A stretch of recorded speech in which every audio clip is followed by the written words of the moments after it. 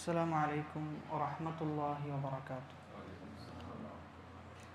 الحمد لله رب العالمين، والصلاة والسلام على رسوله الأمين وعلى آله وصحبه أجمعين، أما بعد فاتقوا الله يا عباد الله. മേലായ റബ്ബ് സുബ്ഹാനഹു വതആലയുടെ വിധിവിലക്കുകളും നിയമനിർദ്ദേശങ്ങളും ജീവിതത്തിൻ്റെ രഹസ്യങ്ങളിലും പരസ്യങ്ങളിലും കാത്തു സൂക്ഷിക്കുവാൻ കഠിനമായി പരിശ്രമിക്കണേ എന്ന് സ്വന്തത്തെ മറക്കാതെ നിങ്ങൾ ഓരോരുത്തരെയും ഓർമ്മപ്പെടുത്തുകയാണ്, വസിയ്യത്ത് ചെയ്യുകയാണ്. റബ്ബ് അനുഗ്രഹിക്കുമാറാകട്ടെ. സൂറത്തു നബയിലെ 10-ാമത്തെ ആയത്താണ് കഴിഞ്ഞ 2 ക്ലാസ്സുകളിലായി നമ്മൾ വിശദീകരിച്ചത്. രാത്രി എന്ന് പറയുമ്പോൾ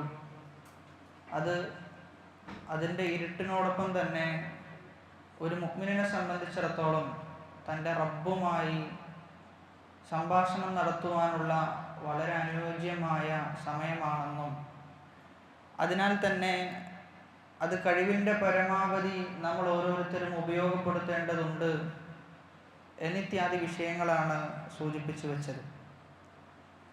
ഇൻഷാ അല്ലാഹ് അതിനുശേഷമുള്ള ആയത്തുകളാണ് ഇനി നമുക്ക് വിശദീകരിക്കാനുള്ളത്. ആദ്യം നമുക്കൊന്ന് പാരായണം ചെയ്യാം. അഊദു ബില്ലാഹി മിനശ് ശൈത്വാനിർ റജീം. ബിസ്മില്ലാഹിർ റഹ്മാനിർ റഹീം. വജഅൽനൻ നഹാറ മഅശാ വബനൈനാ ഫൗഖകും سبعا شدادا وجعلنا سراجا وهاجا وأنزلنا من المعصرات ماء ثجاجا لنخرج به حبا ونباتا وجنات ألفافا. അല്ലാഹു സുബ്ഹാനഹു വതആല 10-ാമത്തെ ആയത്തിൽ വജഅൽനൽ ലൈല ലിബാസ വജഅൽനൽ ലൈല ലിബാസ, രാത്രിയെ നാം വസ്ത്രമാക്കിയിട്ടുണ്ട് എന്നാണ്. രാത്രിയെ വസ്ത്രമാക്കി. അപ്പോൾ അതിൻ്റെ ഉദ്ദേശങ്ങളൊക്കെ നമ്മൾ വിശദീകരിച്ചു, എന്തുകൊണ്ടാണ് വസ്ത്രമാക്കി എന്നൊക്കെ പറഞ്ഞത് എന്നിങ്ങനെയുള്ള കാര്യങ്ങൾ. ഇനി അടുത്ത ആയത്തിൽ രാത്രിയെ പ്രതിപാദിച്ചു. സ്വാഭാവികമായും രാത്രിയെ പ്രതിപാദിച്ചു കഴിഞ്ഞാൽ ശേഷം പകലിനെ കുറിച്ചാണ് എന്ത് ചെയ്യുക വരിക. അതാണ് ആയത്തുകൾ തമ്മിലുള്ള ചേർച്ച. രാത്രിയെ പ്രതിപാദിച്ചു, ശേഷം എന്ത് ചെയ്യുന്നു, പകലിനെ കുറിച്ച് പ്രതിപാദിക്കുന്നു. വജഅൽന, നാം ആക്കിയിട്ടുണ്ട്, അന്നഹാറ, പകലിനെ, മആശൻ, ജീവിക്കാൻ വേണ്ടിയുള്ള, ജീവിതത്തിന് വേണ്ടിയുള്ള സമയമാക്കി പകലിനെ നാം മാറ്റിയിട്ടുണ്ട് എന്നാണ് അല്ലാഹു സുബ്ഹാനഹു വതആല പറഞ്ഞു വെക്കുന്നത്. അപ്പോൾ കഴിഞ്ഞ 2 ആയത്തുകൾ പരിശോധിച്ചു കഴിഞ്ഞാൽ ഉറക്കത്തെക്കുറിച്ച്, ശേഷം ആ ഉറങ്ങുന്നത് രാത്രിയാണ്, രാത്രിയെക്കുറിച്ച്, അതിനുശേഷം ഉണരുന്നതിനെക്കുറിച്ചാണ് പറയുന്നത്. ഉണരുന്നത് പകലിലാണ്. അതുകൊണ്ട് ആ പകലിനെ കുറിച്ച് റബ്ബ് സുബ്ഹാനഹു വതആല പ്രതിപാദിക്കുകയാണ്. അപ്പോൾ പകല് എന്ന് പറഞ്ഞു കഴിഞ്ഞാൽ ആ സന്ദർഭത്തിൽ അള്ളാഹുവിൻ്റെ ഫളല് തേടി പുറത്തിറങ്ങാനുള്ളതാണ്. റിസ്ക് തേടിക്കൊണ്ട് പുറത്തിറങ്ങാൻ വേണ്ടി അള്ളാഹു നിശ്ചയിച്ച സമയമാണ് പകലിൻ്റെ സമയം. അതോടൊപ്പം രാത്രി എന്നതും പകല് എന്നതും രണ്ടും അള്ളാഹുവിൻ്റെ അനുഗ്രഹമാണ്. രാത്രി എന്നത് റാഹത്ത്, അള്ളാഹു എന്ത് ചെയ്തിട്ടുണ്ട്, വിശ്രമം എന്നത് അള്ളാഹു വെച്ചിട്ടുള്ളത് ആ രാത്രി സമയമാണ്. അതുകൊണ്ട് രാത്രി ആ രൂപത്തിൽ അനുഗ്രഹമാണ്. എന്നാൽ അതോടൊപ്പം പകലും അനുഗ്രഹമാണ്. എങ്ങനെയെന്ന് ചോദിച്ചു കഴിഞ്ഞാൽ നമുക്ക് ഒരു മാസത്തിനും ഒരു ദിവസത്തിനും എന്തൊക്കെയാണോ നമുക്ക് റിസ്ക്കായി ലഭിക്കേണ്ടത്, അത് ലഭിക്കാൻ വേണ്ടി നമ്മൾ പുറപ്പെടുന്നത് ഏത് സമയത്താണ്? ആ പകൽ സമയത്താണ്. അപ്പോൾ 2 സമയങ്ങളും അള്ളാഹുവിൻ്റെ അനുഗ്രഹങ്ങളാണ്. 2 സമയങ്ങളും അള്ളാഹുവിൻ്റെ വ്യത്യസ്ത അനുഗ്രഹത്തിൻ്റെ ഗണത്തിലാണ് ഉൾപ്പെടുക എന്ന് നമ്മൾ മനസ്സിലാക്കണം. അവിടെ നമ്മൾ പഠിച്ചിരിക്കേണ്ട ഒരു പദം എന്നത് വജഅൽനൻ നഹാറ മആശ. ഐഷ് എന്ന് പറഞ്ഞാൽ ജീവിതം എന്നാണ്. ഐഷ് എന്ന് പറഞ്ഞു കഴിഞ്ഞാൽ ജീവിതം. മആഷ് എന്ന് പറഞ്ഞു കഴിഞ്ഞാൽ വഖ്തൻ ലിൽ ഐഷ്, ജീവിക്കാൻ വേണ്ടി അള്ളാഹു വെച്ച സമയം എന്നാണ് അതിൻ്റെ അർത്ഥം. അപ്പോൾ ഒരാൾക്ക് ജീവിക്കാൻ വേണ്ടി, ഉപജീവന മാർഗം കണ്ടെത്തുവാൻ വേണ്ടിയൊക്കെ അള്ളാഹു സംവിധാനിച്ച സമയമാണ് പകലിൻ്റെ സമയമെന്നത്. അവിടെ അള്ളാഹു പകലിനെ ചുരുക്കുകയാണ് ചെയ്യുന്നുള്ളത് അല്ലേ. വജഅൽന നഹാറ മആശ, പകലിനെ നാം ജീവിക്കാൻ വേണ്ടി, അവൻ്റെ ജീവിതത്തിന് ആവശ്യമായ കാര്യങ്ങൾ ചെയ്യുവാൻ വേണ്ടി പകലിനെ നാം മാറ്റിയിട്ടുണ്ട്. അതായത് ജോലിക്ക് വേണ്ടിയിട്ട് എന്ത് ചെയ്തിട്ടുണ്ട്? പകലിനെ മാറ്റിയിട്ടുണ്ട് എന്ന് പറയാം. ശരിക്കും പകല് എന്നത് ജോലിക്ക് വേണ്ടി മാത്രമുള്ളതല്ല. പക്ഷെ ഇവിടെ ജോലിയെ അള്ളാഹു അതുകൊണ്ട് ഉദ്ദേശിക്കാനുള്ള കാരണം, ആ സന്ദർഭത്തിൽ അധികവും നടക്കുന്നത് എന്താണ്? ജോലിയാണ്. ആ സമയത്ത് അധികവും നടക്കുന്നത് ജോലിയാണ്. അതുകൊണ്ടാണ് അതിനെന്ത് ചെയ്തത്? അള്ളാഹു സുബ്ഹാനഹു വ തആല എടുത്ത് പ്രതിപാദിച്ചത് എന്നുള്ളതാണ്. ഇനി മറ്റു ആയത്തുകളൊക്കെ പരിശോധിച്ചു കഴിഞ്ഞാൽ സൂറത്തുൽ ഖസസിൽ അള്ളാഹു പറയുന്നുണ്ട് വമിൻ റഹ്മതിഹി, അള്ളാഹുവിൻ്റെ കാരുണ്യത്തിൽപ്പെട്ടതാണ് എന്നാണ്. എന്ത്? ജഅല ലക്കുമുൽ ലൈല വന്നഹാറ, രാത്രിയെ സൃഷ്ടിച്ചു, പകലിനെ സൃഷ്ടിച്ചു. ഈ സൃഷ്ടിപ്പെല്ലാം അള്ളാഹുവിൻ്റെ കാരുണ്യമാണ്. എന്തിനു വേണ്ടിയിട്ടാണ് ഇതൊക്കെ സൃഷ്ടിച്ചത്? ലിതസ്കുനു ഫീഹി, അതിൽ നിങ്ങൾക്ക് സമാധാനമടയാൻ. ഇപ്പം രാത്രിയായി കഴിഞ്ഞാൽ അവൻ വിശ്രമിച്ചുകൊണ്ട് സമാധാനം കണ്ടെത്തുന്നു. പകലായി കഴിഞ്ഞാൽ ആ വിശ്രമം കഴിഞ്ഞ് അള്ളാഹു അവന് വേണ്ടി സംവിധാനിച്ച ഉപജീവന മാർഗം കണ്ടെത്തിക്കൊണ്ട് അവൻ സമാധാനമടയുന്നു. വലിതബ്തഗൂ മിൻ ഫദ്ലി, അതോടൊപ്പം തന്നെ എന്തിനു വേണ്ടിയിട്ടാണ്? അള്ളാഹുവിൻ്റെ ഫദ്ലിൽ നിന്ന് അവൻ നേടിയെടുക്കുവാൻ വേണ്ടിയിട്ടും. അപ്പം ഇങ്ങനെ രാത്രിയും പകലുമെല്ലാം അള്ളാഹുവിൻ്റെ അതീവമായ റഹ്മത്തിൻ്റെ, കാരുണ്യത്തിൻ്റെ ഭാഗമായിട്ടാണ് എന്ത് ചെയ്യേണ്ടത്? നമ്മൾ മനസ്സിലാക്കേണ്ടത്. അതോടൊപ്പം തന്നെ ഈ ആയത്തിൽ എന്തിനുള്ള പ്രോത്സാഹനമുണ്ട്? സ്വന്തം പണിയെടുത്ത് സ്വന്തം കരങ്ങൾ കൊണ്ട് ജീവിക്കുന്നതിന് അതിയായ പ്രോത്സാഹനം റസൂലുള്ളാഹി സ്വല്ലല്ലാഹു അലൈഹി വസല്ലമ നൽകിയിട്ടുണ്ട്. നബി സല്ലല്ലാഹു അലൈഹി വസല്ലമ പറയുന്നത് അമലുർ റജുലി ബിയദിഹി, ഒരാൾ തൻ്റെ കരങ്ങൾ കൊണ്ട് പണിയെടുത്ത് ജീവിക്കുന്നതാണെന്ത്? ഏറ്റവും ഖൈറായ ധനം എന്ന് പറഞ്ഞു വെക്കുന്നുണ്ട്. അതുകൊണ്ട് തന്നെ ഇപ്പോഴത്തെ യുവാക്കളെ സംബന്ധിച്ചിടത്തോളം ജോലിയൊന്നും ചെയ്യാതെ, ജോലിയൊക്കെ ഒഴിവാക്കി ഇങ്ങനെ ജീവിക്കുന്ന ആളുകളുണ്ട്. അപ്പോൾ അതൊരിക്കലും എന്തല്ല, അത് സുന്നത്തിനോട് യോജിച്ചതല്ല എന്നുള്ളതാണ്. അത് സുന്നത്തിനോട് യോജിച്ചതല്ല. മറിച്ച് നമ്മെ സംബന്ധിച്ചിടത്തോളം നമ്മൾ എന്ത് ചെയ്യേണ്ടതുണ്ട്? നമുക്ക് എന്താണോ ചെയ്യാൻ സാധിക്കുക അങ്ങനെ ജോലി ചെയ്ത്, ജോലിയെടുത്ത് ജീവിക്കാൻ നമ്മൾ മുന്നേറേണ്ടതുണ്ട്. പ്രത്യേകിച്ചും മുസ്ലിം ഉമ്മത്തിലെ യുവാക്കൾ. ഇമാം നബവി റഹിമഹുള്ളാഹ് പറഞ്ഞു വെക്കുന്നത്, മുസ്ലിം ഉമ്മത്തിലെ യുവാക്കളിൽ നിന്ന്, മുസ്ലിം ഉമ്മത്തിലെ ആളുകളിൽ നിന്ന് എന്ത് വേണം? പുതിയ കാര്യങ്ങൾ സൃഷ്ടിക്കുന്ന, പുതിയ കാര്യങ്ങൾ ഉണ്ടാക്കുന്ന രൂപത്തിലുള്ള ആളുകൾ മുസ്ലിം ഉമ്മത്തിൽ നിന്ന് എന്ത് ചെയ്യണം? വളർന്നു വരണം. മുസ്ലിം ഉമ്മത്തിന് വേറെ ആളുകളെ ആശ്രയിക്കുന്ന, വേറെ ആളുകളുടെ മേൽ അവലംബിക്കുന്ന ഒരവസ്ഥ എന്ത് ചെയ്യാൻ പാടില്ല? ഉണ്ടാകാൻ പാടില്ല എന്ന് പറഞ്ഞു വെക്കുന്നതായി നമുക്ക് കാണുവാൻ സാധിക്കും. അപ്പോൾ ഇവിടെ നമ്മൾ ചരിത്രങ്ങളും മറ്റുമൊക്കെ പരിശോധിച്ചു കഴിഞ്ഞാൽ കച്ചവടത്തിനൊക്കെ അതീവ പ്രാധാന്യം എന്ത് ചെയ്തിട്ടുണ്ട്? ഇസ്ലാം നൽകിയിട്ടുണ്ട്. ഷെയ്ഖ് ഫൗസാൻ ഹഫിളഹുല്ലാ അദ്ദേഹത്തോട് ചോദിക്കുന്നുണ്ട്, കച്ചവടമാണോ ഏറ്റവും നല്ലത്, അതല്ല വലീഫത്താണോ? നമുക്ക് എന്തെങ്കിലും പഠിച്ചു, ആ പഠിച്ചതനുസരിച്ച് ജോലി ലഭിച്ചു, അപ്പോൾ ഏതാണ് ഏറ്റവും നല്ലത് എന്ന് ചോദിക്കുമ്പോൾ ഹഫിളഹുല്ലാ അദ്ദേഹം മുൻഗണന നൽകുന്നത് കച്ചവടത്തിനാണ്. കാരണം ഒരു ജോലി എന്ന് പറയുമ്പോൾ സ്വാഭാവികമായിട്ട് എന്തുണ്ടാകും? അതിന് കൃത്യമായ സമയം ഉണ്ടാകും, കൃത്യമായ ശമ്പളം ഉണ്ടാകും, അതിനനുസരിച്ചിട്ടാണ് എന്ത് ചെയ്യുക? പോവുക. എന്നാൽ കച്ചവടം എന്ന് പറയുമ്പോൾ എന്തല്ല, ആ രൂപത്തിലല്ല, മറിച്ച് ഒരു വിശാലമായ രീതിയിലാണ്. നമുക്ക് ഒരുപാട് സമ്പത്ത് എന്ത് ചെയ്യാൻ പറ്റും? അതിലൂടെ ഉണ്ടാക്കാൻ പറ്റും. അപ്പോൾ സമ്പത്തിൻ്റെ വിഷയത്തിൽ ഇസ്ലാം ഒരിക്കലും എന്ത് ചെയ്തിട്ടില്ല? സമ്പാദിക്കണ്ട എന്നോ അതല്ലെങ്കിൽ കുറച്ച് സമ്പാദിച്ചാൽ മതി എന്നോ എന്നിങ്ങനെയുള്ളൊരു പരിധി ഇസ്ലാം നിശ്ചയിച്ചിട്ടില്ല. സമ്പാദിക്കുന്നതിനെ ഇസ്ലാം പ്രോത്സാഹിപ്പിക്കുകയാണ് ചെയ്തിട്ടുള്ളത്. 3-ാം നൂറ്റാണ്ടിൽ അബൂബക്കർ അൽ ഖല്ലാൽ റഹിമഹുല്ലാ അദ്ദേഹം ഒരു പുസ്തകം രചിക്കുന്നുണ്ട്, കിതാബുൽ ഹസ്സി അല തിജാറത്തി വസ്സിനാഅത്തി വൽ അമൽ.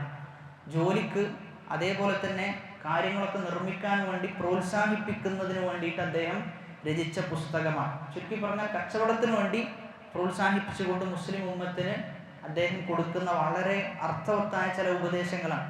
അതിലൊരുപാട് സലഫുകളുടെ ഉദ്ധരണികൾ നമുക്ക് കാണാൻ പറ്റും. പരസ്പരം മഹത്തുക്കളായ സലഫുകൾ ജോലിക്ക് കൊടുത്ത പ്രാധാന്യം അതിൽ നമുക്ക് വളരെ വ്യക്തമായി മനസ്സിലാക്കാൻ പറ്റും.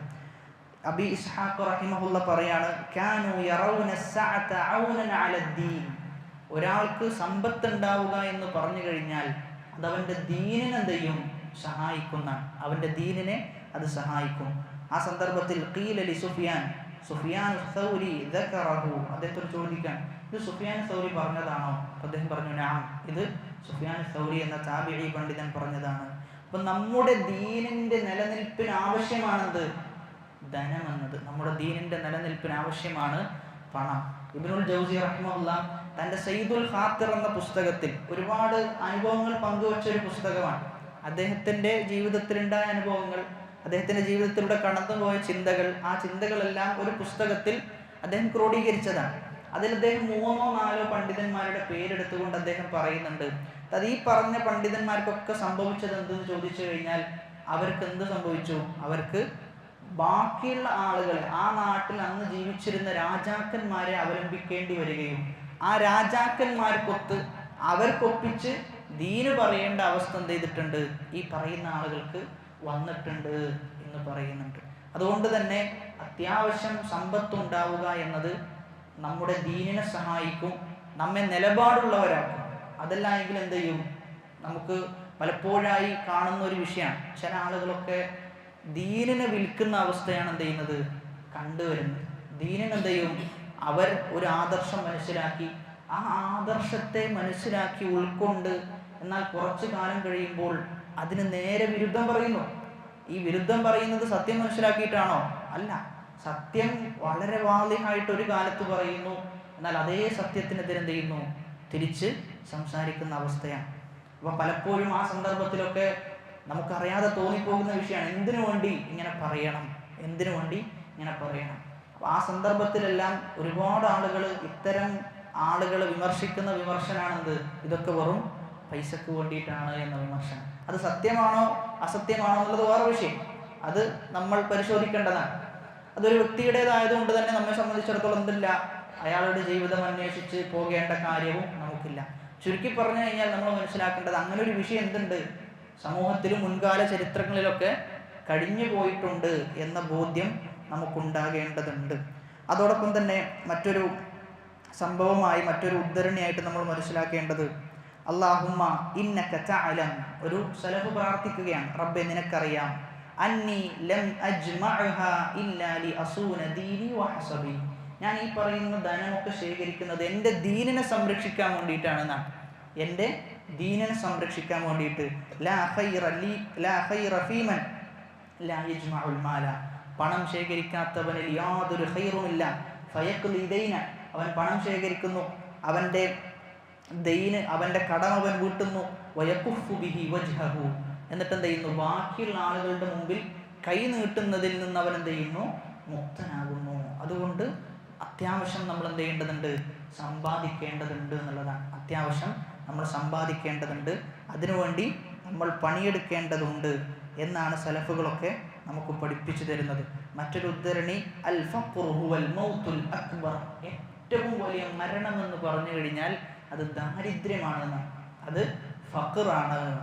അതോടൊപ്പം തന്നെ ആയിഷ റളിയല്ലാഹു അൻഹ അബൂബക്കർ റളിയല്ലാഹുവിനെ കുറിച്ച് പറയാം, കാന അബൂബക്കർ റളിയല്ലാഹു അൻഹു അത്ജറ ഖുറൈശിൻ ഹത്താ ദഖല ഫിൽ ഇമാറ, ഖുറൈശികളുടെ കൂട്ടത്തിലെ ഏറ്റവും വലിയ കച്ചവടക്കാരനായിരുന്നു ആര്?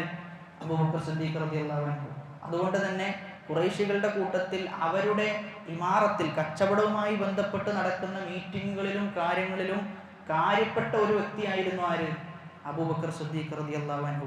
ഇനി പ്രവാചകന്മാരുടെ അവസ്ഥ നമ്മൾ പരിശോധിച്ച് നോക്കിയേ. പ്രവാചകന്മാരെല്ലാം അവരുടെ സമൂഹത്തോട് പറഞ്ഞ വിഷയമാണെന്ത്?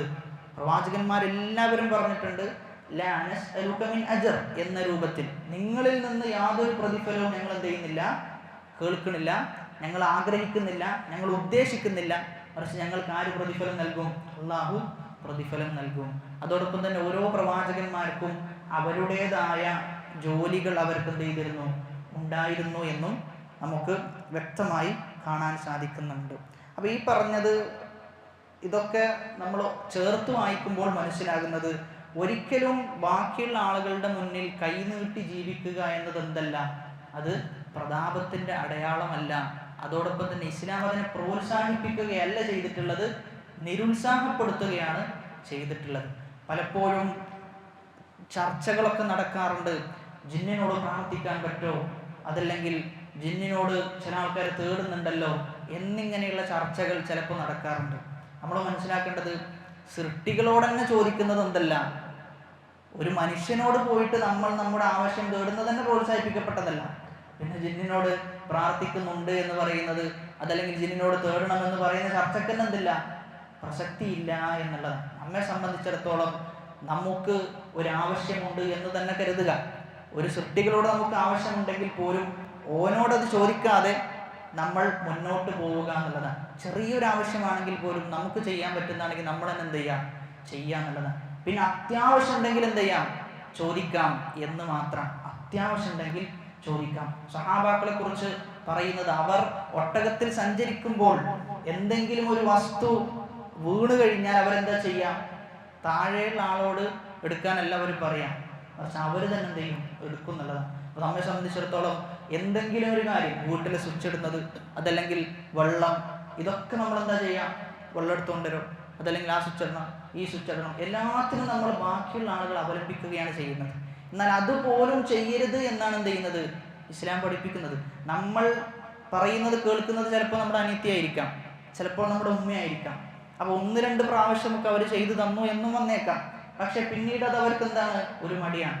ഒരു ഗ്ലാസ് വെള്ളമല്ലേ അനക്കെന്നെ എടുത്തൂടെ, അതല്ലെങ്കിൽ എൻ്റെ അടുത്തല്ലേ സ്വിച്ച് ഉള്ളത്, എന്നിട്ട് എന്തിനാ എന്നോട് സ്വിച്ച് ഇടാൻ പറയുന്നത്. അപ്പോൾ നമ്മൾ മനസ്സിലാക്കേണ്ടത്, നമ്മെ സംബന്ധിച്ചിടത്തോളം എന്തും അള്ളാഹുവിനോട് മാത്രം ചോദിക്കുക, സൃഷ്ടികളോട് പരമാവധി ചോദിക്കാതിരിക്കുക.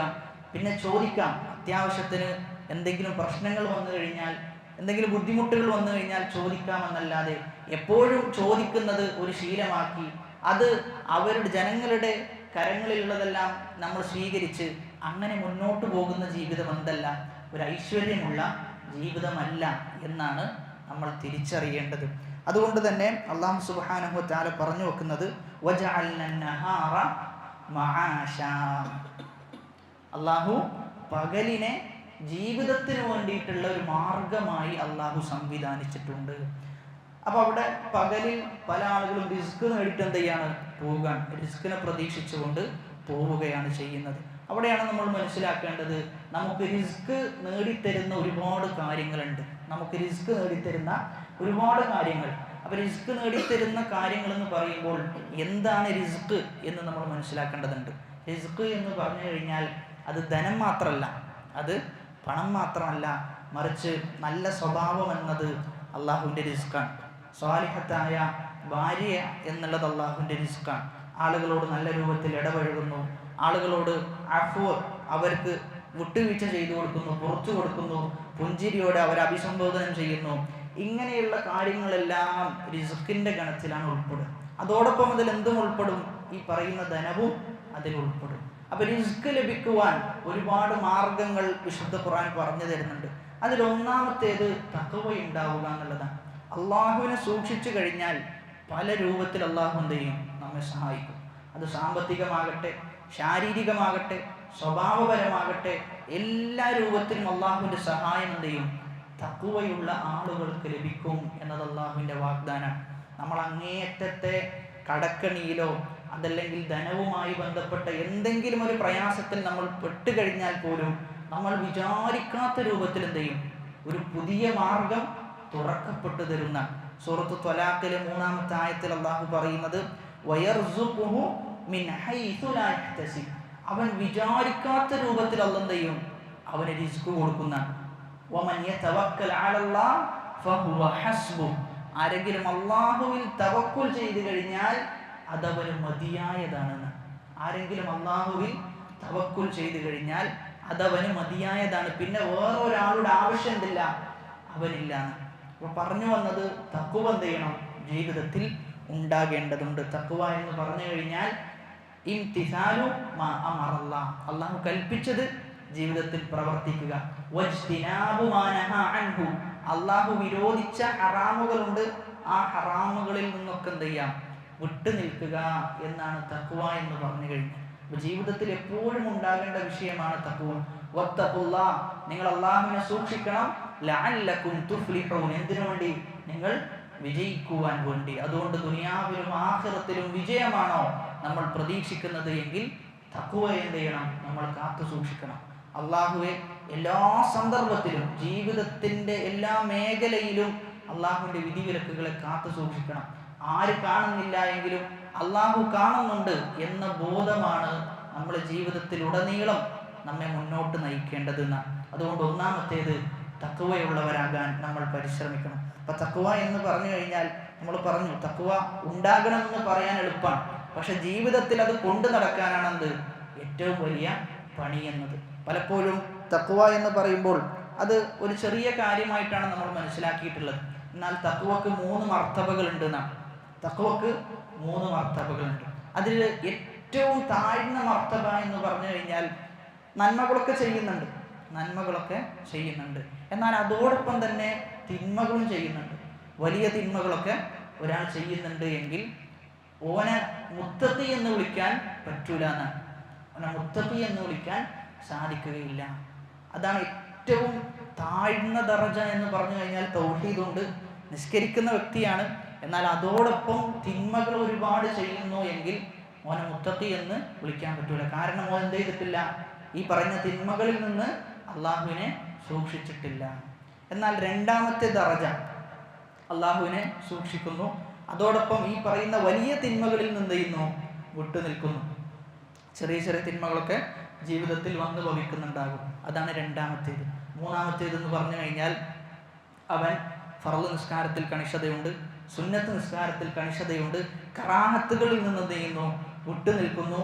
എത്രത്തോളം ചില ഹലാലായ കാര്യത്തിൽ നിന്ന് വരെ അത് ഹറാമിലേക്ക് എത്തുമോ എന്ന് പേടിച്ചുകൊണ്ട് ചെയ്യുന്നു, വിട്ടു നിൽക്കുന്നു.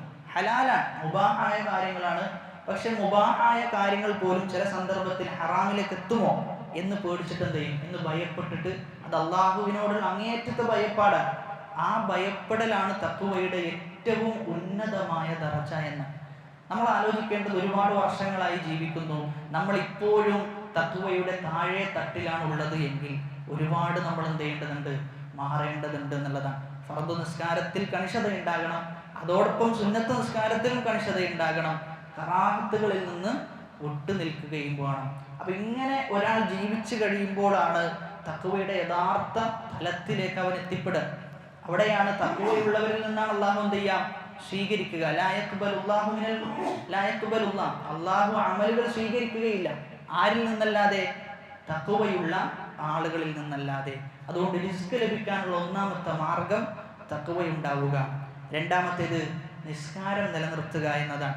സൂറത്തു ത്വാഹയിലെ 132 ആയത്തിൽ അള്ളാഹു പറയാണ്, വഅ്മുർ അഹ്ലക ബിസ്സലാ, നിന്റെ അഹ്ലുകാരോട്, കുടുംബക്കാരോട് നിസ്കരിക്കാൻ വേണ്ടി കൽപ്പിക്കണം. വസ്തബിർ അലൈഹ, എന്നിട്ട് എന്ത് ചെയ്യണം? അതിൽ ക്ഷമയോടുകൂടി പിടിച്ചു നിൽക്കണം. ലാ നസ്അലുക റിസ്ഖാ നഹ്നു നർസുഖുക, ഞങ്ങൾ എന്ത് ചെയ്യും? അള്ളാഹു പറയാണ്, ഞാൻ എന്ത് ചെയ്യും? നിനക്ക് റിസ്ക് നൽകും. വൽ ആഖിബതു ലിത്തഖ്വ, പര്യവസാനം എന്ന് പറഞ്ഞു കഴിഞ്ഞാൽ അത് തഖ്വയുള്ള ആളുകൾക്കാണ്. അതുകൊണ്ട് നിസ്കാരത്തെ പ്രതിപാദിച്ചിട്ട് അള്ളാഹു പറയാണ്, ഞാൻ നിനക്ക് റിസ്ക് നൽകും. അതുകൊണ്ട് നമ്മുടെ തഖ്വ, നമ്മുടെ നിസ്കാരം, ഇതെല്ലാം നമുക്ക് ദുനിയാവിലും എന്ത് ചെയ്യും? ഒരുപാട് നേട്ടങ്ങൾ നേടിത്തരുന്നുള്ളതാണ്. പക്ഷെ നമ്മുടെ ലക്ഷ്യം എന്താണ്? ആഖിറത്ത് നേടുക എന്നുള്ളതാണ്. പക്ഷെ ആഖിറമാണ് ഒരാൾ ആത്മാർത്ഥമായി ഉദ്ദേശിക്കുന്നത് എങ്കിൽ അവൻ അള്ളാഹു ദുനിയാവും കൊടുക്കും, ആഖിറവും കൊടുക്കുന്ന. എന്നാൽ ഒരാളുടെ ഉദ്ദേശം ദുനിയാവ് മാത്രമാണെങ്കിലോ ഓർക്ക് അള്ളാഹു ആഖിറം കൊടുക്കുകയില്ല. എന്നാൽ ചിലപ്പോൾ ദുനിയാവ് ഓർക്ക് എന്ത് ചെയ്യും? നഷ്ടപ്പെട്ടു പോകുന്ന അവസ്ഥ ഉണ്ടാകും. ഇബ്നു കസീർ റഹ്മഹുല്ലാ ഈ ആയത്തിനെ വിശദീകരിച്ചുകൊണ്ട് പറയുന്നുണ്ട്, ഇദാ അഖംത സ്വലാത്ത, നീ നിസ്കാരം നിലനിർത്തിയാൽ, അതാക റിസ്ഖ മിൻ ഹൈസു ലാ യഹ്തസിബ്, നീ വിചാരിക്കാത്ത രൂപത്തിൽ നിന്നിലേക്ക് റിസ്ക് എന്ത് ചെയ്യും? വന്നെത്തിച്ചേരും. മൂന്നാമത്തേത്, റിസ്ക് ലഭിക്കാനുള്ള മൂന്നാമത്തെ മാർഗം അത്തസ്ബീഹു, തസ്ബീഹ് ചൊല്ലുക, അള്ളാഹുവിനെ പുകഴ്ത്തിക്കൊണ്ടേയിരിക്കുക എന്ന വിഷയമാണ്. ഇന്ന നബിയല്ലാഹി നൂഹൻ സല്ലല്ലാഹു അലൈഹി വസല്ലമ ലമ്മാ ഹദറത്തുൽ വഫാത്ത്, നൂഹ് നബി അലൈഹി സ്വലാത്തു വസ്സലാം മരണത്തിൻ്റെ അവസ്ഥയിൽ, അവസാന സന്ദർഭത്തിലാണ് നൂഹ് നബി ഉള്ളത്. ഖാല ലിബ്നിഹി ഇന്നി ഖാസിൻ അലൈക്കൽ വസിയ്യ, ഞാൻ നിനക്ക് ഒരു വസിയ്യത്ത് നൽകുകയാണ് എന്ന് മകനോട് പറയാം. ആമുറുക ബിസ്നതൈനി വഅൻഹാക അൻ ഇസ്നതൈനി, 2 കാര്യങ്ങൾ ഞാൻ നിന്നോട് കൽപ്പിക്കുന്നു, 2 കാര്യങ്ങൾ ഞാൻ നിന്നോട് വിലക്കുന്നു. ആമുറുക, ബിലാ ഇലാഹ ഇല്ലല്ലാഹ്. ഒന്നാമത്തത് എന്താ? ലാ ഇലാഹ ഇല്ലല്ലാഹ്. അപ്പോൾ നമ്മൾ ആദ്യമായി പഠിപ്പിക്കേണ്ട ഒന്നാണ് എന്ത്? ലാ ഇലാഹ ഇല്ലല്ലാഹ്. എല്ലാത്തിനും മുമ്പ് നമ്മൾ പഠിപ്പിക്കേണ്ടത് ലാ ഇലാഹ ഇല്ലല്ലാഹ്. ഏറ്റവും അവസാനത്തെ വസിയത്തും തന്നെയാണ് ലാ ഇലാഹ ഇല്ലല്ലാഹ്. കാരണം ഈ ഭൂമി സൃഷ്ടിച്ചതും ഖിബ്ല അള്ളാഹു നിശ്ചയിച്ചതും എല്ലാം എന്തിൻ്റെ സ്ഥാപനത്തിന് വേണ്ടിയിട്ടാണ്? ലാ ഇലാഹ ഇല്ലല്ലാഹ് സ്ഥാപിക്കാൻ വേണ്ടിയിട്ടാണ്. എന്നിട്ട് പറയാം, ഫഇന്ന സമാവാതി സബ്അ വൽ അർദീന സബ്അ ലൗ വുദിഅ ഫീ കിഫ്ഫത്തിൻ വവുദിഅത് ലാ ഇലാഹ ഇല്ലല്ലാഹ് ഫീ കിഫ്ഫത്തിൻ ലറജഹത് ബിഹിന്ന. 7 ആകാശങ്ങൾ 7 ഭൂമികൾ ഒരു ത്രാസിൽ വെക്കുന്നു, മറ്റേ ത്രാസിൽ ലാ ഇലാഹ ഇല്ലല്ലാഹ് വെക്കുന്നു. എന്നാൽ ലാ ഇലാഹ ഇല്ലല്ലാഹ്ക്കാണ് എന്ത് ചെയ്യുക? കനം തൂങ്ങാന്നാണ്. ലാ ഇലാഹ ഇല്ലല്ലാഹയും കനം തൂങ്ങി നിൽക്കും. എന്നിട്ട് പറയാം, ഒന്നാമത്തേത് ലാ ഇലാഹ ഇല്ലല്ലാഹയാണ് കൽപ്പനയായി പറഞ്ഞിട്ടുള്ളത്. രണ്ടാമത്തേത് സുബ്ഹാനല്ലാഹി വബിഹംദിഹി. നൂഹ് നബി അലൈഹി സ്വലാത്തു വസ്സലാം ഏറ്റവും അവസാനത്തെ സന്ദർഭത്തിൽ പറഞ്ഞു കൊടുക്കുന്ന രണ്ടാമത്തെ കാര്യം, നീ എന്ത് ചെയ്യണം? അള്ളാഹുവിനെ പുകഴ്ത്തണം. സുബ്ഹാനല്ലാഹി വബിഹംദിഹി എന്ന് നീ നിത്യവും പറഞ്ഞുകൊണ്ടേയിരിക്കണം. എന്തുകൊണ്ട്? ഫഇന്നഹാ സ്വലാത്തു കുല്ലി ഷൈഇൻ വബിഹാ യുർസഖു കുല്ലു ഷൈഇൻ. അള്ളാഹുവിനുള്ള സനാ ആണത്. അള്ളാഹുവിനെ പുകഴ്ത്തുകയാണ് നീ ചെയ്യുന്നത്. അതോടൊപ്പം അതിലൂടെ നിനക്ക് എന്ത് ചെയ്യും? യുർസഖു കുല്ലു ഷൈഇൻ. എല്ലാ നിലക്കും നിനക്ക് റിസ്ക് വരുന്ന, എല്ലാ നിലക്കും നിനക്ക് ഉപജീവന മാർഗം അതിലൂടെ വന്നെത്തും. അതുകൊണ്ട് സുബ്ഹാനല്ലാഹി വബിഹംദിഹി എന്നത് നമ്മൾ എപ്പോഴും ആവർത്തിച്ചു കൊണ്ടേയിരിക്കേണ്ട ദിക്റാണ്. സുബ്ഹിയുടെ അദ്കാറുകളിൽ ആ ദിക്ർ എന്ത് ചെയ്യുന്നുണ്ട്? വരുന്നുണ്ട്. വൈകുന്നേരത്തെ അദ്കാറുകളിലും ആ ദിക്ർ വരുന്നുണ്ട്. നമ്മളതിൽ ചെയ്യുന്നത് എന്താ? സുബ്ഹാനല്ലാഹ്, അള്ളാഹു എത്രയോ ഉന്നതനാണ്. ആളുകൾ അള്ളാഹുവിനെ കുറിച്ച് പറയുന്നതിനെ തൊട്ട് അള്ളാഹു ഉന്നതിയിലെത്തിയിട്ടുണ്ട്. വബിഹംദിഹി, അതോടൊപ്പം തന്നെ എല്ലാ ഹംദും ആ അള്ളാഹുവിനാണുള്ളത്. അതുകൊണ്ട് മൂന്നാമത്തേത് തസ്ബീഹുകൾ നമ്മൾ എന്ത് ചെയ്യണം? വർദ്ധിപ്പിക്കണം. നാലാമത്തേത് ഇജ്തിനാബുൽ മആസി വകസ്റത്തുൽ ഇസ്തിഗ്ഫാർ. ഒരുപാട് ഇസ്തിഗ്ഫാർ നടത്തണം. അതോടൊപ്പം തന്നെ തെറ്റിൽ നിന്ന് എന്ത് ചെയ്യണം? നമ്മൾ വിട്ടു നിൽക്കണം. നമുക്ക് അനുഗ്രഹം ലഭിക്കണമെങ്കിൽ തെറ്റിൽ നിന്ന് വിട്ടു നിൽക്കുകയും ഇസ്തിഗ്ഫാറുകൾ ചെയ്യുകയും വേണം. അതായത് നമ്മൾ ഒരു തെറ്റ് പ്രവർത്തിച്ചു കഴിഞ്ഞാൽ അതിൻ്റെ പരിണിത ഫലം നമ്മൾ അനുഭവിച്ചേ പോവുകയുള്ളൂ. നമ്മൾ അതിൻ്റെ പരിണിത ഫലം ചെയ്യും ജീവിതത്തിൽ അനുഭവിക്കും. ഒന്നും വേണ്ട, നിങ്ങൾ ഒരു ദിവസത്തിൽ ഒരു തിന്മ നിങ്ങൾ ചെയ്തിട്ടുണ്ട് എങ്കിൽ ആ ദിവസം നിങ്ങൾ ജസ്റ്റ് ഒന്ന് വിലയിരുത്തിയാൽ മതി. മറ്റു ദിവസങ്ങളിൽ നിന്ന് ആ ദിവസം വിലയിരുത്തി കഴിഞ്ഞാൽ, ഇബ്നുൽ ഖയ്യിം റഹിമഹുല്ലാഹ് പറയുന്നുണ്ട്, ചിലപ്പോൾ ഞാൻ തെറ്റ് ചെയ്യും, ആ തെറ്റിൻ്റെ പരിണിത ഫലം എന്നോണം എന്നോട് ചിലപ്പോൾ ചില ആളുകൾ എന്ത് ചെയ്യും? ഒരു ആവശ്യവുമില്ലാതെ ദേഷ്യപ്പെടുന്ന അവസ്ഥ ഉണ്ടാകാറുണ്ട്. എൻ്റെ വീട്ടിലെ ഭാര്യ ചിലപ്പോൾ എന്ത് ചെയ്യും? എന്നോട് മോശമായി പെരുമാറും. അതല്ലെങ്കിൽ എൻ്റെ വാഹന മൃഗം അത് ഞാൻ പറഞ്ഞതുപോലെ കേൾക്കാതെ എന്നോട് എന്ത് ചെയ്യും? യാതൊരു അനുസരണയും കാണിക്കുകയില്ല എന്നാണ്. അതുകൊണ്ട് നമ്മൾ ഒരു തെറ്റ് ചെയ്തു കഴിഞ്ഞാൽ ആ തെറ്റിൻ്റെ പരിണിത ഫലം ഒരുപാടുണ്ട്.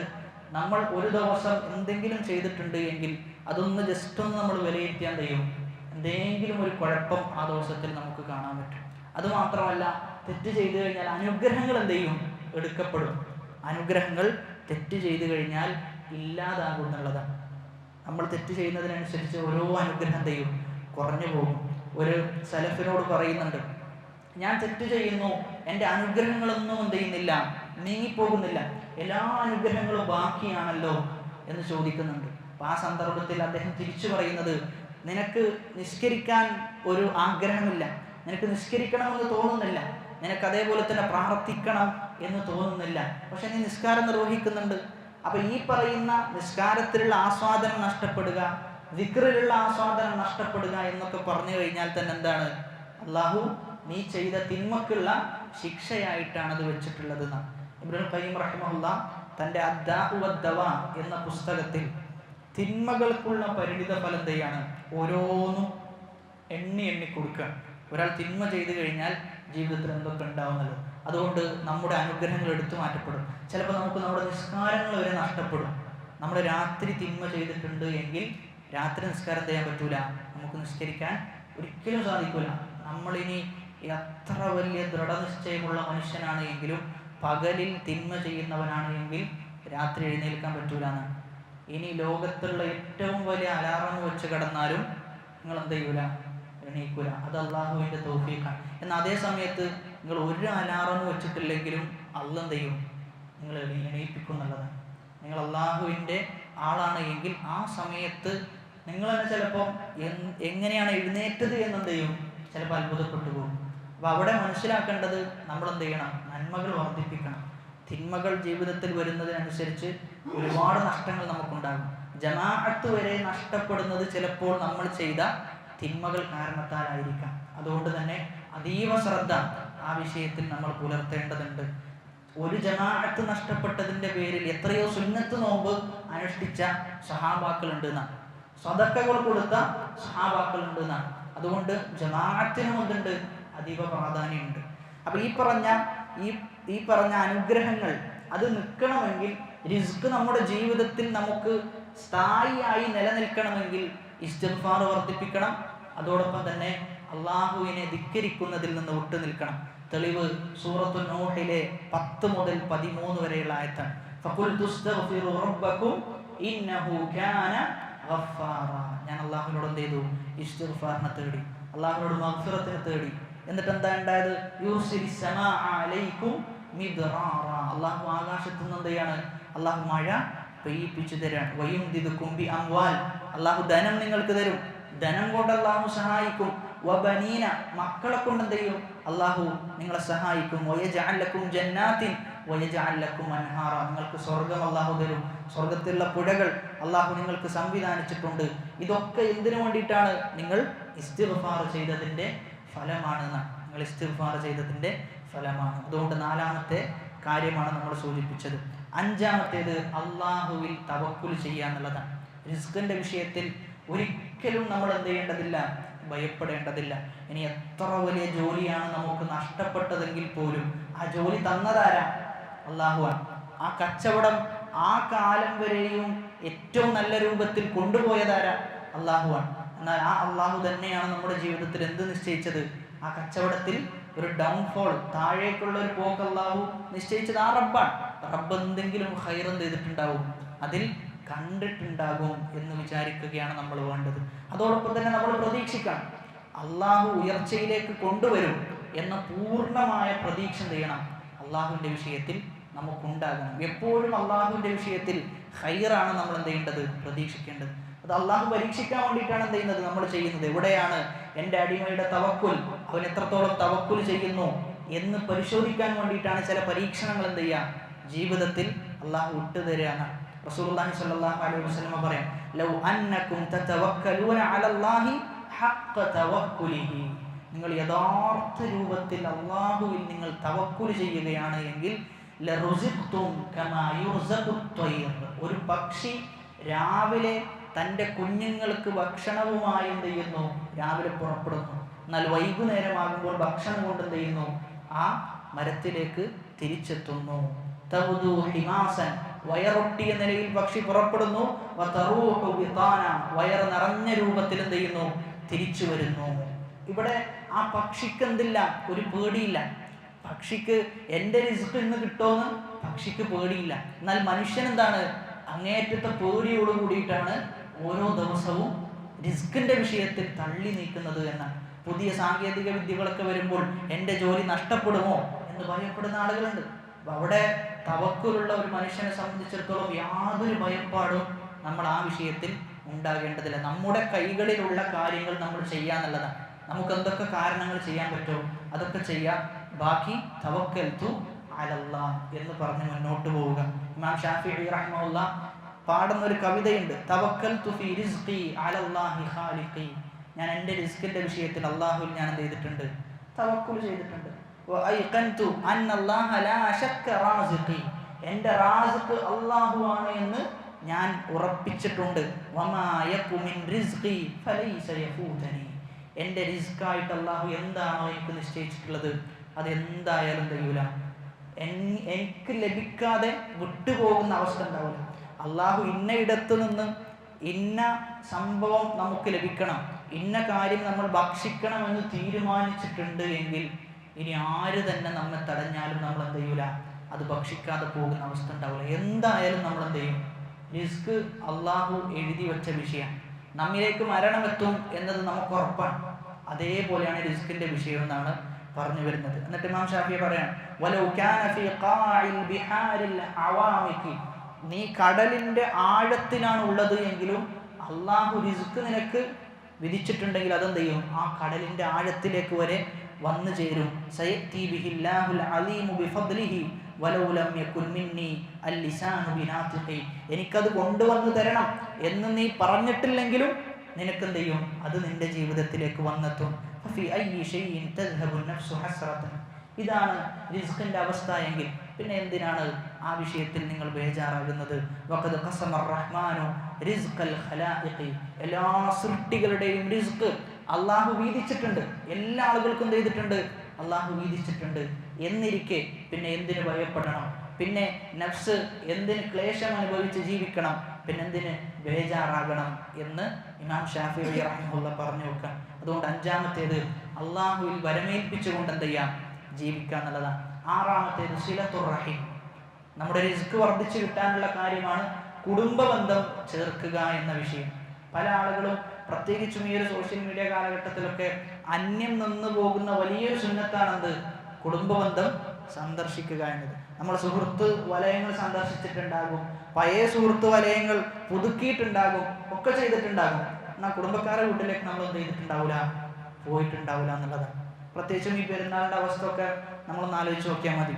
ഒരുപാട് കുടുംബക്കാരുണ്ട്, എന്നാൽ അവരെ ബന്ധപ്പെടാനും അവരുടെ സുഖവിവരങ്ങൾ അന്വേഷിക്കാനൊക്കെ നമ്മൾ മുന്നിട്ടിട്ടുണ്ടോ എന്ന് നമ്മളൊന്ന് പരിശോധിച്ച് നോക്കുക. അപ്പോൾ വലിയ സുന്നത്തിൽപ്പെട്ടതാണ് കുടുംബബന്ധം കാത്തു സൂക്ഷിക്കുക എന്നത്. പ്രവാചകന്മാരുടെ ചരിത്രങ്ങൾ പരിശോധിച്ചു കഴിഞ്ഞാൽ പല പ്രവാചകന്മാരെയും സംരക്ഷിച്ചത് അവരുടെ കുടുംബങ്ങളാണ്. ആ കുടുംബങ്ങൾ ആ പ്രവാചകന്മാരുടെ ആദർശത്തിൽ പോലുമല്ല, എന്നിട്ടും അവരെ സഹായിച്ചത് ആരാണ്? കുടുംബങ്ങളാണ് അവരെ സഹായിച്ചിട്ടുള്ളതെന്നാണ്. അതുകൊണ്ട് കുടുംബം എന്നത് വളരെ പ്രാധാന്യം അർഹിക്കുന്ന വിഷയം. അതുകൊണ്ട് കുടുംബബന്ധം നമ്മൾ എന്ത് ചെയ്യണം? ചേർക്കണം. അല്ലാഹു സുബ്ഹാനഹു വ തആല ഇടയ്ക്കിടെ പറഞ്ഞ വിഷയമാണ് കുടുംബബന്ധത്തിനെ കുറിച്ച്. റസൂലുള്ളാഹി സ്വല്ലല്ലാഹു അലൈഹി വസല്ലം പറയാം, മൻ അഹബ്ബ അൻ യുബ്സത ലഹു ഫീ റിസ്ഖിഹി, ആർക്കെങ്കിലും അവരുടെ റിസ്ഖിൽ വിശാലതയുണ്ടാകണമെന്ന് ആഗ്രഹിക്കുകയാണ് എങ്കിൽ, വ അൻ യുൻസഹ ലഹു ഫീ അസരിഹി, അവൻ ഒരുപാട് കാലം ജീവിക്കണം എന്ന ആഗ്രഹമുണ്ട് എങ്കിൽ, ഫൽയസിൽ റഹിമഹു, അവനവൻ്റെ കുടുംബബന്ധം എന്ത് ചെയ്യട്ടെ? ചേർത്ത് കൊള്ളട്ടെ എന്നാണ്. അതുകൊണ്ട് കുടുംബബന്ധം ചേർത്ത് കഴിഞ്ഞാൽ റിസ്കിൽ വിശാലതയുണ്ടാകും, ആയുസ്സിൽ വർധനവുണ്ടാകും. ഈ രണ്ട് കാര്യങ്ങളാണ് നമുക്ക് അതിലൂടെ ലഭിക്കുക. അതുകൊണ്ട് ഇടക്കിടക്ക് അവരെ പോയി കാണുക, അവരോട് നമുക്ക് പറഞ്ഞു കൊടുക്കാൻ പറ്റുന്ന രൂപത്തിൽ ദീനിപരമായ കാര്യങ്ങൾ സംസാരിക്കുക. അതുകൊണ്ട് അതൊക്കെ നമ്മുടെ ബാധ്യതകളാണ്. പ്രത്യേകിച്ചും ഒരുപാട് ഫാമിലി ഗ്രൂപ്പുകളുണ്ട്. ഈ ഫാമിലി ഗ്രൂപ്പുകളിലൊക്കെ എല്ലാ ചപ്പും ചവറും ചെയ്യും ആ ഗ്രൂപ്പിലുണ്ടാകും.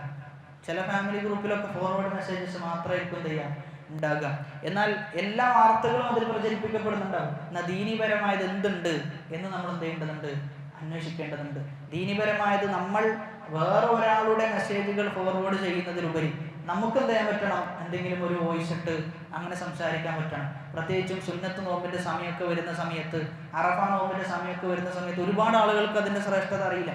നമ്മൾ ജസ്റ്റ് ഒരു മിനിറ്റ് എടുത്ത് ഇങ്ങനെ ഒരു നോമ്പുണ്ട്, ആ നോമ്പിൻ്റെ പ്രത്യേകത ഇന്നതാണ്, കഴിയുന്ന ആളുകൾക്കൊന്ന് നോക്കണമെന്ന് പറഞ്ഞു കഴിഞ്ഞാൽ പ്രത്യേകം ആളുകൾ എന്ത് ചെയ്യും? അത് കേൾക്കുകയും നമ്മൾ കാരണത്താൽ ഒരാളാണ് നോമ്പ് അനുഷ്ഠിച്ചത് എങ്കിലും നമുക്ക് വലിയ കിട്ടലാണ്, നമുക്ക് വലിയ ലാഭമാണ് എന്ന് മനസ്സിലാക്കി അങ്ങനെ ഒരു ഇടപെടൽ കുടുംബത്തിൽ നമുക്ക് എന്ത് ചെയ്യാൻ പറ്റണം? ഇടപെടാൻ പറ്റേണ്ടതുണ്ട് എന്നുള്ളതാണ്. ഏഴാമത്തേത് ഹുസ്നുൽ ഖുലുഖ്, നല്ല സ്വഭാവം ഉണ്ടാകണം. നല്ല സ്വഭാവം എന്നത് നമുക്ക് നമ്മുടെ റിസ്ക് എന്ത് ചെയ്യും? വർദ്ധിപ്പിച്ചു തരും.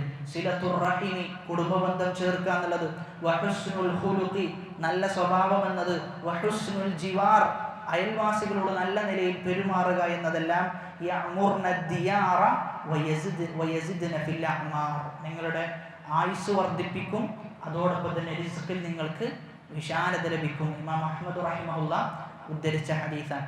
എട്ടാമത്തേത്, റിസ്ക് വിശാലത ലഭിക്കണമെങ്കിൽ സ്വതക്ക കൊടുക്കണം. അള്ളാഹു തന്നത് നമ്മൾ എന്ത് ചെയ്യണം? അള്ളാഹുവിൻ്റെ മാർഗത്തിൽ ഒരു ഭാഗം നമുക്ക് കൊടുക്കാൻ പറ്റണം. അതിൽ നിർബന്ധമായും നമ്മൾ കൊടുക്കേണ്ടതാണ് ഏത്? സക്കാത്ത് എന്നത് നിർബന്ധമായും നമ്മൾ കൊടുക്കണം. അതുകൊണ്ട് തന്നെ ആ വിഷയം നമ്മൾ കണക്ക് കൂട്ടുകയും ചെയ്യേണ്ടതുണ്ട്. കൃത്യമായി എത്രയാണ് ഓഹരി, ഇത് എൻ്റെ ബാലൻസ് ഇത്ര ആയിട്ടുണ്ടോ എന്നുള്ള വിഷയമൊക്കെ വളരെ ഗൗരവത്തിൽ നമ്മൾ കണക്ക് കൂട്ടി കൊടുക്കേണ്ടതുണ്ട്. എന്നാൽ അതിലുപരി മുസ്തഹബായ സുന്നത്തായ ഒരുപാട് സ്വതക്കകൾ നമുക്ക് കൊടുക്കാൻ പറ്റണം. സൂറത്തു സബയിലെ 39-ാമത്തെ ആയത്തിൽ അല്ലാഹു പറയാണ്, കുൽ നബിയെ താങ്കൾ പറഞ്ഞു കൊടുക്കുക, എന്താണ്? ഇന്ന റബ്ബി യബ്സുതു റിസ്ഖ ലിമൻ യശാഉ മിൻ ഇബാദിഹി വയഖ്ദിറു ലഹു.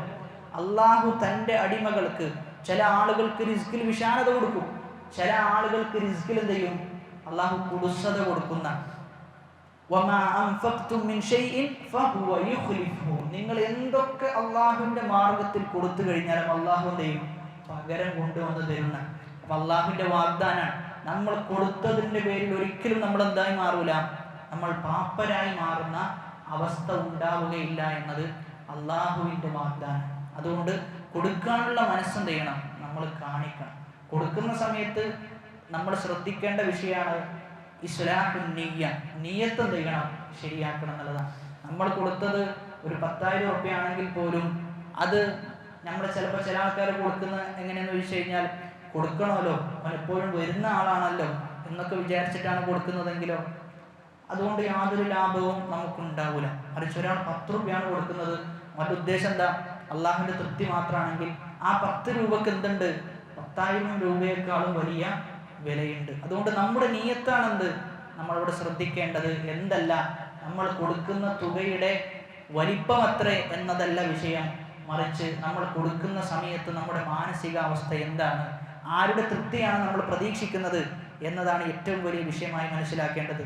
രാവിലെ ആയിക്കഴിഞ്ഞാൽ, നമ്മളിപ്പോൾ ഉള്ളത് രാവിലെയാണ്, രാവിലെ ആയിക്കഴിഞ്ഞാൽ മലക്കുകൾ പ്രാർത്ഥിക്കുന്ന അല്ലാഹുമ്മ അഅതി മുൻഫിഖൻ ഖലഫ, അല്ലാഹുമ്മ അഅതി മുംസികൻ തലഫ എന്ന് പ്രാർത്ഥിക്കും.